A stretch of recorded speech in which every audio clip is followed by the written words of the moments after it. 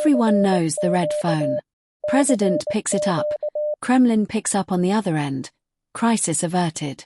It's in movies, cartoons, political satire.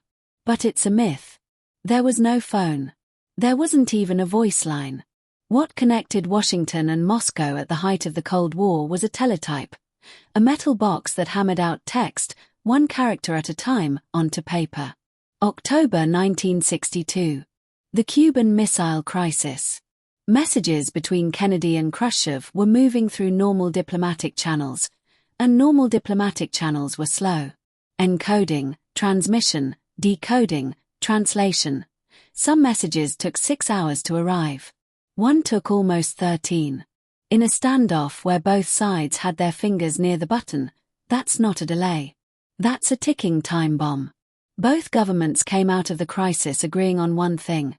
Next time, they needed to talk faster. So in June 1963 they signed a memorandum to build a direct link between Washington and Moscow. 2 months later, on August 30, 1963, it went live. Voice communication was considered, but rejected. The thinking was blunt, an accent can be misheard, a tone can be misread, and a live translator under pressure can get a word wrong in a way that's very hard to walk back. Type it instead, and you get something unambiguous, something both sides can check word for word before anyone reacts. Speed mattered, but precision mattered more. The main cable ran from Washington to London, then Copenhagen, then Stockholm, then Helsinki, and only then to Moscow, partly riding on TAT-1, the first transatlantic telephone cable ever laid. The route was long because it relied on existing infrastructure, not a purpose-built line. A backup radio circuit ran the other way entirely, through Tangier. So the most direct line of communication in the Cold War was, geographically, one of the least direct routes on the map. And it wasn't especially robust. The cable was physically cut more than once, a bulldozer operator sliced through it near Copenhagen, and a Finnish farmer plowed straight through another section. The fate of the Cold War's most sensitive channel occasionally came down to Scandinavian roadwork. Each side sent the other its own teleprinters. Latin alphabet machines went to Moscow. Cyrillic machines came to Washington. Messages were encrypted with a Norwegian-built device using a one-time pad, a cipher that, used correctly, is mathematically unbreakable. The first message sent down the line wasn't a declaration or a warning. It was a typing test.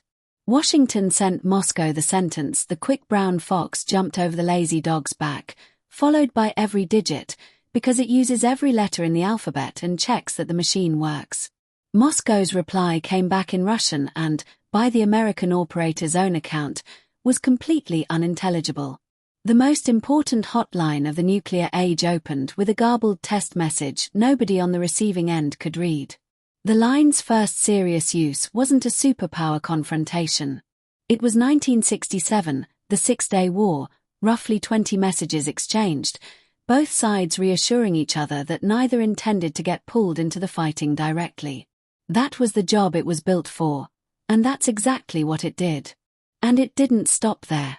Over the decades, the hotline quietly handled some of the tensest moments of the late 20th century. It was used in 1963 after the assassination of President Kennedy.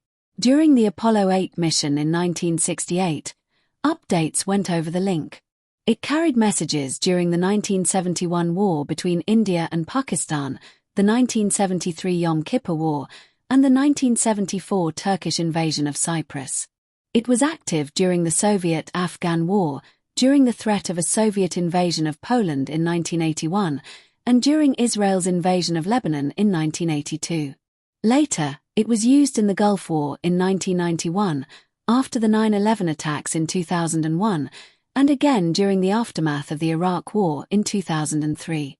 Most of these exchanges were short, calm, and deliberately boring, which is exactly what you want when the stakes are that high. The teletype ran until 1988, replaced by fax. Since 2008, it's been a secure computer link, and it's still active today, 60 years after a slow diplomatic cable nearly cost the world a war.